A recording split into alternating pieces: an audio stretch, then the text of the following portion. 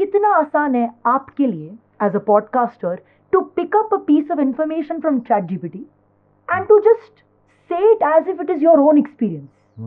कितना आसान है.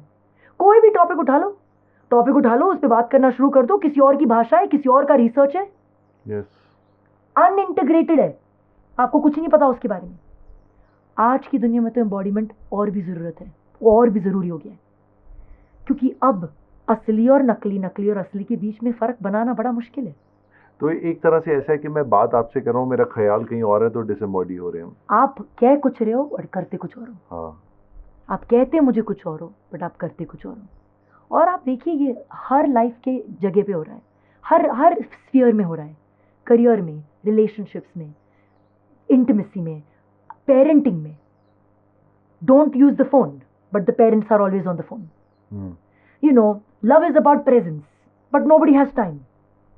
This is completely unembodied. So, मेरे को embodiment डांस के करियर के बाद नेचुरली मेरे लाइफ में इसीलिए आई, क्योंकि लोगों को लगता है कि जो डांस कर रहा है वो अपनी बॉडी के साथ फुल्ली कनेक्टेड होगा, बट ये जरूरी नहीं है. हो सकता है कि आपको शरीर की बड़ी सारी कलाएं आती हों, चल रहा है, कला चल रही है, शरीर के अंग चल रहे हैं, बट उसमें इंटेंशन क्या है, उसमें से क्या रस टपक रहा है. आपकी रूह, आपका मन, आपका तन क्या एक ही जगह पर है, क्या बिखरा हुआ है?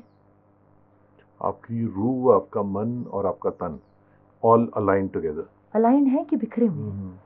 तो this is why embodiment education became such a big part of my training, my certification, my coaching, because मैंने देखा कि बड़े सारे लोग हीलिंग तो करने आ रहे हैं और करना चाहते हैं, इंप्रूव होना चाहते हैं, पर उनको अगर ये बोल दो ना कि आप ये कह रहे हो बट आप कर ये रहे हो, तो उनकी हालत खराब हो जाती है.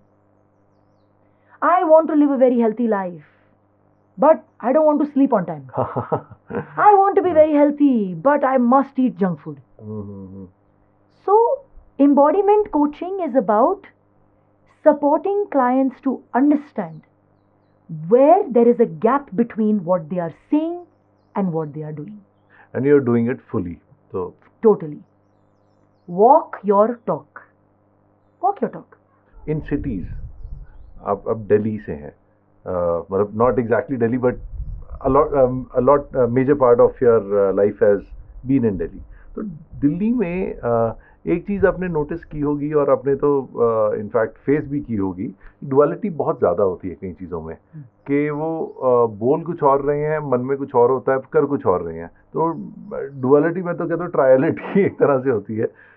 तो उस केस में, और वहाँ पे कहते हैं यार इसके बिना चलता ही नहीं. इन शहरों पे अगर आप बिल्कुल सीधे हो जाओ तो मतलब आपको लोग खा जाते हैं, ये कर जाते हैं, वो कर जाते हैं. तो जो हम बचपन से पढ़ते हैं, जो आपने बात बिल्कुल सही कही, तो बड़े होके देखते हैं यार ये तो सारे ही आउट ऑफ सिलेबस चल रही है दुनिया. दैट्स व्हाई वो कल्चरल शॉक भी होता है. But at the same time जो एक मेरा पर्सनल एक्सपीरियंस है कि अगर आप वो उस रास्ते पे चलते हो फिर भी सक्सेस है और बड़ी सक्सेस है, वो एक इल्यूजन इतना क्रिएट है कि मासेस आर डूइंग दैट. तो जब आप दिल्ली जाते हो तो आपको वो बेचैनी नहीं होती महसूस वहाँ पे?